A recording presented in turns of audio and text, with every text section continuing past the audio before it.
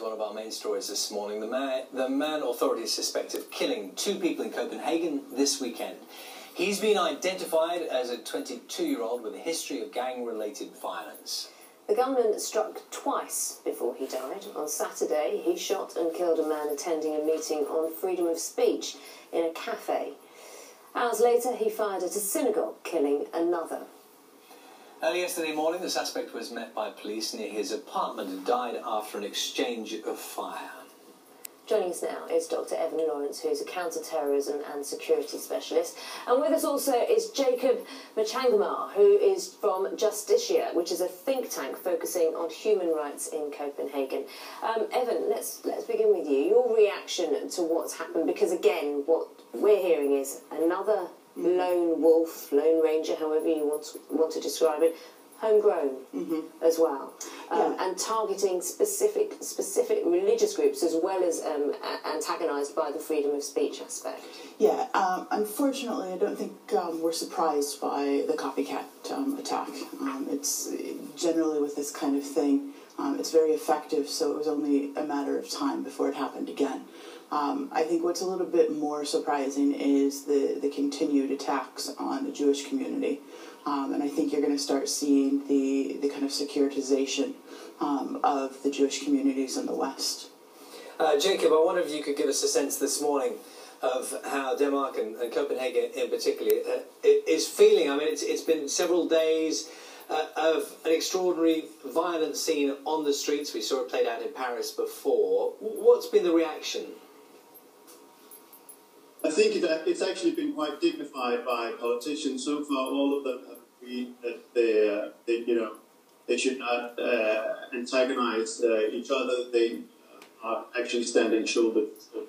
I also think that this has not come as a surprise. Denmark has very much been a target for these kinds of attacks since the publication of cartoons in the Danish newspaper 10 years ago, and there have been very near early on that were thwarted by intelligence services or by the incumbents of assailants. Jacob, I'm sorry, we're having 1 or 2 problems with the line to you. We'll try and sort those out. Bear with us if we may. But Evan, just on that theme, Denmark has become accustomed to these issues because of the cartoonists previously. But nonetheless, this has happened.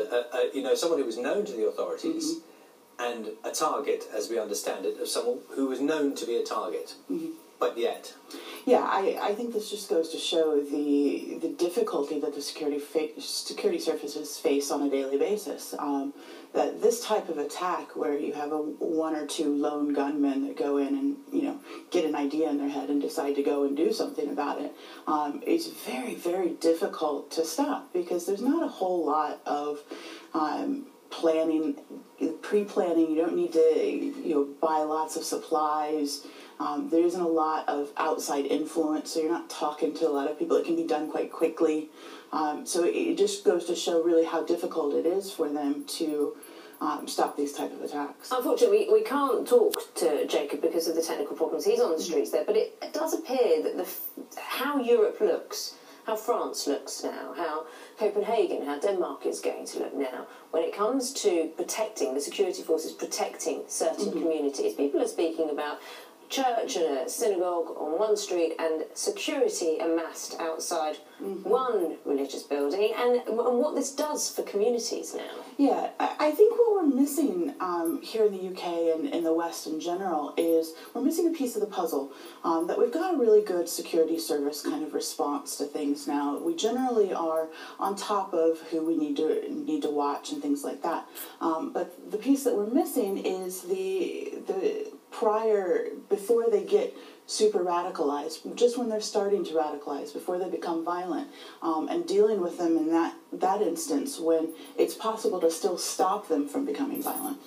Yes, Jacob, I think we've re-established the line to you. My apologies for that. I was just curious on that issue of what we saw in Paris after the event. We saw many more armed police on the streets. That was the immediate reaction, and there has been more protection generally for various communities there. Do you think the same thing will now have to happen in Denmark?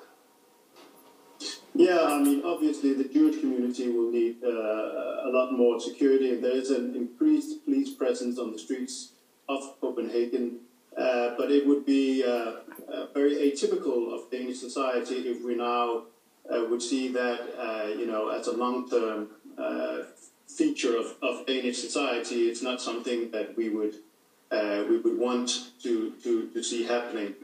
But again, it's not a new threat to Denmark. We've been kind of expecting this kind of attack for some 10 years, and now it has happened.